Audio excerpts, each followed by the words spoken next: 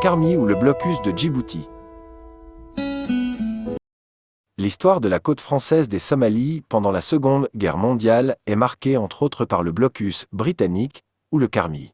Après la capitulation française face à l'Allemagne nazie le 25 juin 1940, Djibouti connaît l'une des pires périodes d'incertitude de son histoire à cause de Pierre Nouelletta, un gouverneur fidèle au gouvernement de Vichy qui fera tout ce qui était en son pouvoir pour que Djibouti devient la dernière possession française en Afrique à rester fidèle à Vichy jusqu'au 26 décembre 1940. À partir de septembre 1940, la colonie est placée sous un blocus implacable des Alliés et beaucoup d'habitants prendront le chemin de l'exil vers la Somalie britannique. Avant d'aborder le vif du sujet, essayons d'abord de retracer le contexte politique régional et international des années 30 et 40. En 1934-1935, des tensions italo-éthiopiennes secouent la corne de l'Afrique, tandis qu'en Europe, le réarmement allemand inquiète le gouvernement français. La France, qui cherche à s'assurer un soutien de l'Italie contre l'Allemagne en cas de guerre, accepte de céder dans le cadre de l'accord franco-italien de Rome du 7 janvier 1935 plusieurs terres coloniales, dont un petit territoire situé au nord de la côte française. Des Somalies qui doit revenir à l'Érythrée italienne. En 1935, l'Italie envahit l'Éthiopie. La guerre sévit en Afrique orientale. Les Italiens, après avoir atteint leurs premiers objectifs, marquent un temps d'arrêt avant de reprendre leur marche en avant. Et le gouvernement français accorde une attention accrue à la défense de la côte des Somalies. En janvier 1938, des troupes italiennes campent dans la plaine de Hanlé en territoire français. Le ministre français des colonies, Georges Mandel, et le commandant en chef de Djibouti, Paul le Gentilhomme, répliquent par un renforcement très significatif des forces de défense de la colonie. 15 000 soldats y sont stationnés et des postes sont établis à Afambo, Moussa Ali. En octobre 1938, à la suite des accords de Munich, l'Italie exige de la France des concessions, dont un port franc à Djibouti et le contrôle du chemin de fer Djibouti-Addis Abeba. Le 30 novembre, à la suite de manifestations anti-françaises à Rome, le ministre italien des Affaires étrangères, Galeazzo Ciano, exige la cession de la côte des Somalies à l'Italie. Le 18 décembre 1938, une contre-manifestation se déroule à Djibouti, au cours de laquelle une foule nombreuse se rassemble au centre-ville, brandissant le drapeau français. C'est le début des véritables hostilités. Alors que les Italiens édifient une série de petits postes à Ba, Daguirou, Gouma, etc. du côté français de la frontière occidentale de Djibouti, affirmant, fin de 1939, que cette zone a toujours fait partie de l'Éthiopie. En janvier 1940, le vice-roi italien et commandant en chef en Afrique orientale, le prince Amédée, duc d'Aoste, soumet à Rome une proposition d'invasion surprise de la côte française des Somalies avec 16 bataillons motorisés, une force de 12 000 hommes se trouvant déjà à proximité de la frontière. Mais le plan fuite rapidement et le général Guglielmo Nazi est remplacé au poste de gouverneur de Harar par un civil, Enrico Cerulli. Malgré la menace imminente du fait qu'il soit entouré par l'Afrique de l'Est italienne, la côte française de Somalie et la Somalie britannique n'ont aucune coordination militaire avant une réunion qui se tient à Aden en juin 1939. Du 8 au 13 janvier 1940, une seconde conférence se déroule à Djibouti, où il est décidé de former une légion éthiopienne. Le général britannique Archibald Wavell, commandant en chef britannique du Middle East Command, donne son accord pour que le général Le Gentilhomme dirige les forces militaires des Somalies françaises et britanniques. Le temps du blocus. Le 18 septembre 1940, la Royal Navy établit un blocus de la côte française des Somalies avec des navires basés à Aden, ce qui a pour effet de diviser la colonie, empêchant les communications maritimes entre le port de Djibouti et celui d'Obok.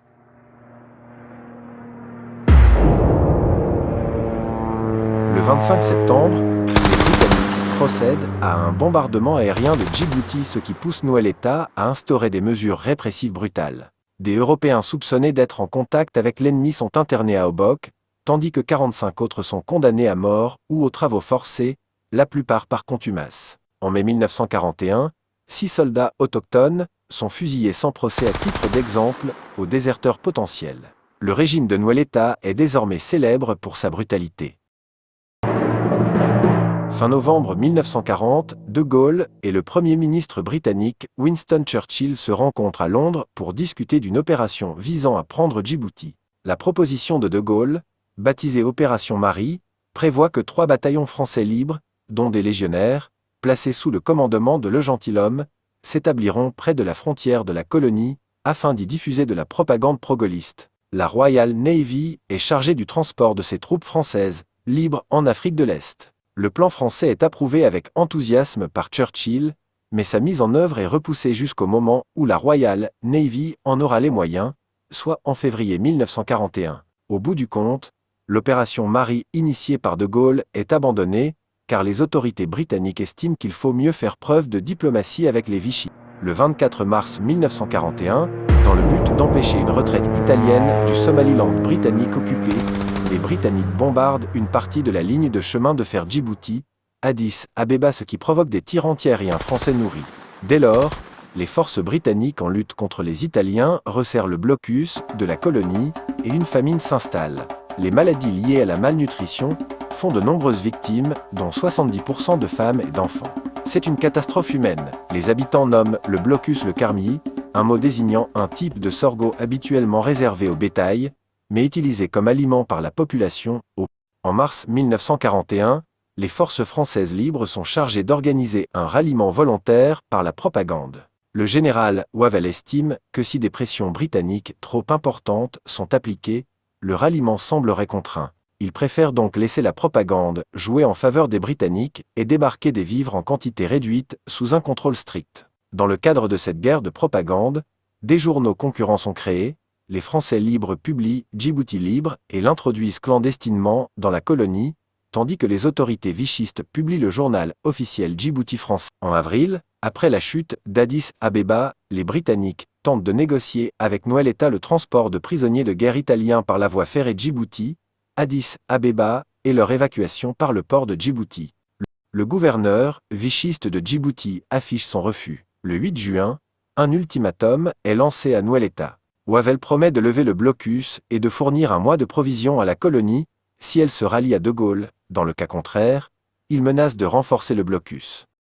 Dès lors, des tracts sont largués pour informer les habitants de la côte française des Somalies des conditions britanniques. Noël-État écrit à Aden le 15 juin au sujet du taux élevé de mortalité infantile dû à la malnutrition sur le territoire, mais rejette les conditions britanniques. Les Britanniques envisagent un projet d'invasion de Djibouti, mais y renonceront finalement parce qu'ils ne sont pas en mesure d'aligner les troupes nécessaires et souhaitent surtout ménager la population française locale, dont ils continuent d'espérer le ralliement à la France libre.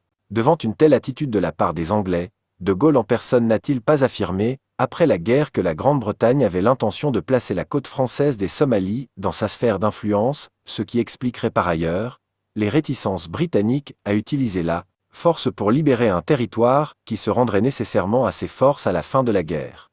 Mais lorsque les négociations reprennent, avec Noël-État plus tard, vers l'été, les Britanniques proposent d'évacuer la garnison et les civils européens vers une autre colonie française à la capitulation. Le gouverneur vichiste de Djibouti les informe qu'il lui faudrait détruire les chemins de fer et les installations portuaires de la colonie. Et malgré une situation aussi délétère, des vols en provenance d'Italie atterrissent encore à Djibouti en fin novembre. Après l'échec des négociations et la défaite finale des forces italiennes sur le terrain en juillet 1941, Djibouti est totalement encerclé et isolé par des forces britanniques hostiles. La situation devient de plus en plus pire et à tel point que tous les chevaux, ânes et chameaux, ont été consommés, ainsi que tous les fruits et légumes frais se trouvant dans Djibouti-ville et ses environs. Et parallèlement à la famine qui tue en silence, apparaissent aussi des maladies graves qui se répandent à une vitesse inouïe telle le beriberi, une maladie causée par un déficit en vitamine B1 et qui provoque une insuffisance cardiaque et des troubles neurologiques, et le scorbut, une maladie due à une carence en vitamine C et qui se traduit chez l'être humain, dans les formes les plus graves, par un déchaussement des dents et la purulence des gencives, des hémorragies, puis finalement la mort. Et de nombreux habitants se sont réfugiés dans le désert, laissant pour la plupart leurs enfants aux soins des missions catholiques. C'est le chaos absolu. Cependant, seuls quelques boutres arabes et de navires français de Madagascar réussissent à briser le blocus entre Djibouti et Obok. Le 7 décembre 1941, la déclaration de guerre du Japon contre les Britanniques et les Américains soulagent quelque peu Djibouti du blocus, car les Britanniques sont dans l'obligation d'envoyer les navires participant au blocus vers l'Est. Le 2 janvier 1942, le gouvernement de Vichy propose l'utilisation du port et de la voie ferrée, sous réserve de la levée du blocus. Dans le même temps, en raison de la facilité accrue du commerce par boutre, même le blocus terrestre de la colonie est levé le 15 janvier 1942, et que le cours normal de la vie reprenne à Djibouti tout en gardant en mémoire le carmi ce temps d'un autre où la famine décima des milliers de nos frères et sœurs qui n'ont pas connu la joie et la liberté de vivre dans une nation souveraine sans coloniser, ni colonisateur,